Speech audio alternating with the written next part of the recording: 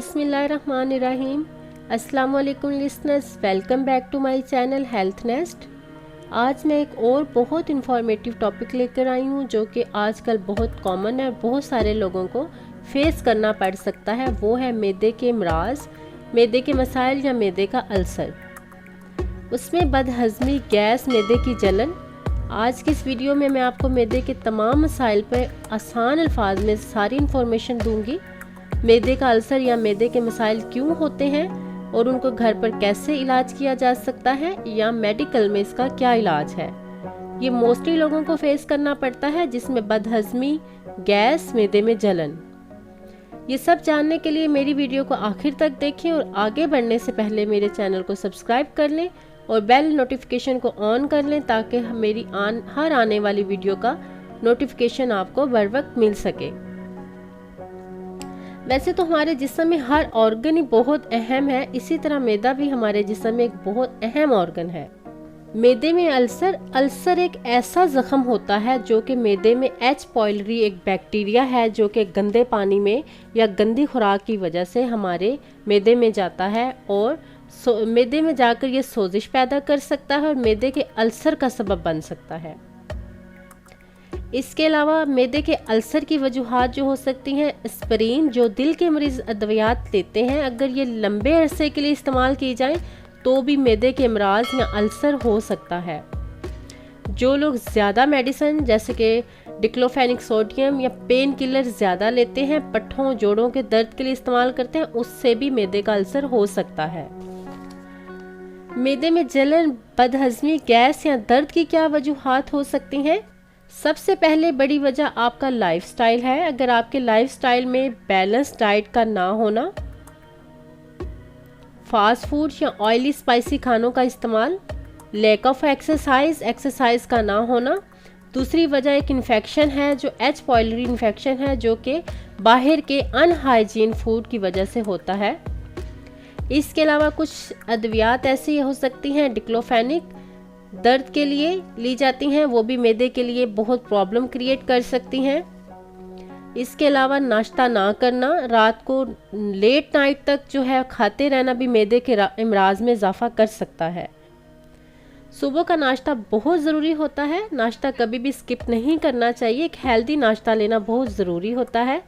रात का खाना खाकर फ़ौरन लेट नहीं जाना चाहिए, इससे भी मैदे के अमराज जो हैं वो बढ़ सकते हैं। जो हम बाज़ारी खाना खाते हैं जो कि गंदे ऑयल और गंदे स्पाइसेस से बनता है, वो भी मैदे के अमराज पैदा कर सकता है।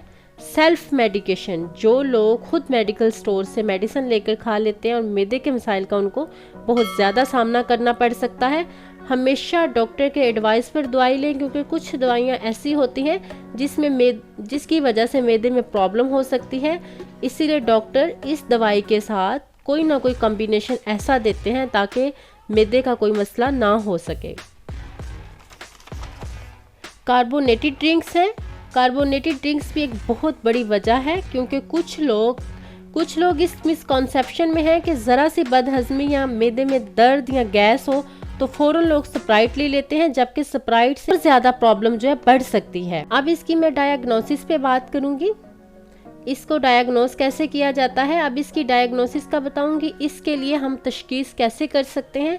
मोस्टली इसकी तशखीस के लिए एंडोस्कोपी की जाती है, जो कि कैमरे वाला टेस्ट होता है, जिसके ज़रिए मैदे और आंत के अंदर से सब डायग्नोस कर लिया जाता है।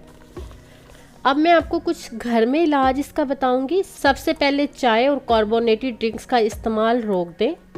चाय की जगह ग्रीन टी ले सकते हैं। अपने लाइफस्टाइल को और ईटिंग पैटर्न को तब्दील करें। मिर्च मसाले बिल्कुल कम इस्तेमाल करें। ऑयली चीज़ों से परहेज़ करें। खाना खाने के बाद पानी का इस्तेमाल हरगिज़ ना करें। 1 घंटे तक नाश्ता ज़रूर करें। रात का खाना खाकर 40 कदम ज़रूर चलें और सोने से पहले 2 घंटे पहले खाना खा लें। इसके अलावा ज़्यादा मेडिसिन से परहेज़ करें और एक्सरसाइज को अपना मामूल बनाएं। अब इसका मैं मेडिकल में ट्रीटमेंट आपको बताऊंगी।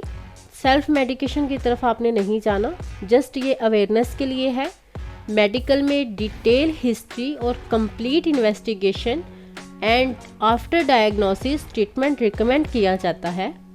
अगर इन्फेक्शन हो इन्फेक्शन डायग्नोस हो तो उसमें आमतौर पर 10 से 14 दिन के लिए एंटीबायोटिक्स दी जाती हैं, जिसकी वजह से एच पाइलोरी बैक्टीरिया मर जाता है।